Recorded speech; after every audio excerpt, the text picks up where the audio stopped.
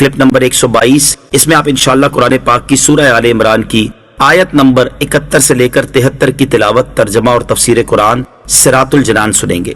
بسم اللہ الرحمن الرحیم. ترجمہ: اللہ کے نام سے شروع جو نہایت مہربان رحمت والا ہے. یا اہل الکتاب لم تلبسون الحق بالباطل وتکتمون الحق وانتم تعلمون. ترجمہ: اے کتابیوں، حق کو باطل کے ساتھ کیوں ملاتے ہو اور حق کیوں چھپاتے ہو حالانکہ تم جانتے ہو. لم تلبسون الحق بالباطل، حق کو باطل کے ساتھ کیوں ملاتے ہو. فرمایا کہ اے کتابیوں، اپنی کتابوں میں تحریف و تبدیل کر کے حق کو باطل کے ساتھ کیوں ملاتے ہو اور ذاتی مفادات کے لیے حق کیوں چھپاتے ہو حالانکہ تم جانتے ہو کہ یہ نبی حق ہیں اور تم غلطی پر ہو. وقالت طائفة من أهل الكتاب آمنوا بالذي أنزل على الذين آمنوا وجه النهار واكفروا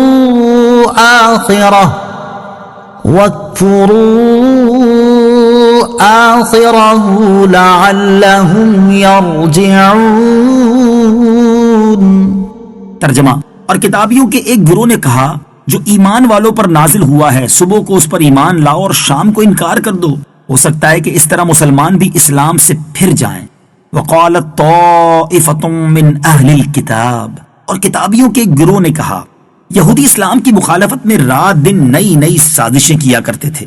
خیبر کے 12 یہودی علماء نے آپس میں مشورہ کر کے یہ سازش تیار کی کہ ان کی ایک جماعت صبح کے وقت اسلام لے آئے اور شام کو مرتد ہو جائے اور لوگوں سے کہے کہ ہم نے اپنی کتابوں میں جو دیکھا تو ثابت ہوا کہ محمد مصطفیٰ صلی اللہ تعالی علیہ وسلم وہ نبی نہیں ہیں جن کی ہماری کتابوں میں خبر ہے، تاکہ اس حرکت سے مسلمانوں کو اپنے دین میں شبہ پیدا ہو جائے اور یہ اپنے دین سے پھر جائیں. لیکن اللہ تعالیٰ نے یہ آیت نازل فرما کر ان کا یہ راز فاش کر دیا اور ان کا یہ مکر نہ چل سکا اور مسلمان پہلے سے خبردار ہو گئے. اس بات سے باخبر رہنا چاہیے کہ کافروں کی طرف سے سازشوں کا سلسلہ ہمیشہ جاری رہے گا. آج بھی ایسی سازشیں پکڑی جاتی ہیں کہ جھوٹی فلموں، جھوٹی رپورٹوں اور جھوٹی تصویروں کے ذریعے لوگوں کو اسلام سے متنفر کیا جاتا ہے. اس وقت کفار میڈیا کو اس مقصد کے لیے بطور خاص استعمال کر رہے ہیں. وَلَا تُؤْمِنُوا إِلَّا لِمَن تَبِعَ دِينَكُمْ قُلْ إِنَّ الْهُدَى هُدَى اللَّهِ أَن يُؤْتَى أَحَدٌ مِثْلَ مَا أُوتِيتُمْ أَوْ يُحَاجُّوكُمْ عِندَ رَبِّكُمْ قُلْ إِنَّ الْفَضْلَ بِيَدِ اللَّهِ يُؤْتِيهِ مَن يَشَاءُ وَاللَّهُ وَاسِعٌ عَلِيمٌ. ترجمہ: اور مزید آپس میں کہا کہ صرف اسی کا یقین کرو جو تمہارے دین کی پیروی کرنے والا ہو. اے حبیب تم فرما دو کہ ہدایت تو صرف اللہ ہی کی ہدایت ہے، اور یہ سازشی آپس میں کہتے ہیں کہ اس کا بھی یقین نہ کرو کہ کسی اور کو بھی ویسا مل سکتا ہے جو تمہیں دیا گیا، یا کوئی تمہارے رب کے پاس تمہارے اوپر غالب آ سکتا ہے. اے حبیب تم فرما دو کہ فضل تو یقیناً اللہ ہی کے ہاتھ میں ہے، وہ جسے چاہتا ہے عطا فرما دیتا ہے، اور اللہ وسعت والا علم والا ہے. وَلَا تُؤْمِنُوا إِلَّا لِمَن تَبِعَ دِينَكُمْ، اور صرف اسی کا یقین کرو جو تمہارے دین کی پیروی کرنے والا ہو. یہودی ایک تو آپس میں سازشیں بناتے رہتے تھے اور دوسرا ایک دوسرے سے کہتے کہ صرف اسی کا یقین کرو جو تمہارے دین کی پیروی کرنے والا ہو، اور اس بات پر ہرگز یقین نہ کرو کہ کسی اور کو بھی ویسی ہدایت، دین، کتاب و حکمت اور شرافت و فضیلت مل سکتی ہے جو تمہیں ملی ہوئی ہے.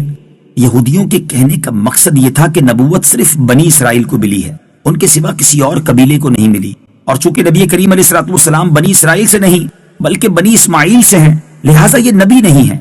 یہودی اس بہانے سے لوگوں کو اسلام سے روکتے تھے. یوں ہی ان کے علماء کا کہنا تھا کہ تم زبان سے اسلام کی حقانیت کا اقرار کر لینا مگر دل سے نہ کرنا. یہودیوں کے یہ دعوے سراسر جھوٹے تھے کہ نبوت ان کے علاوہ کسی اور کو نہیں مل سکتی، کیونکہ اس بات کا ذکر کسی آسمانی کتاب میں نہیں تھا.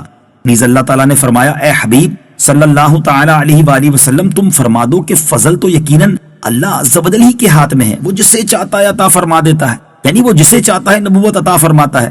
تو جس چیز میں اللہ تعالیٰ نے قید نہ لگائی، تم لگانے والے کون ہوتے ہو؟ نبوت میرا فضل ہے، جسے چاہوں عطا کروں، میں نے اس کو بنی اسرائیل کے لیے خاص نہ فرمایا۔ اس آیت سے یہ بھی معلوم ہوا کہ نبوت اعمال سے نہیں ملتی، یہ محض اللہ عز و جل کا فضل ہے۔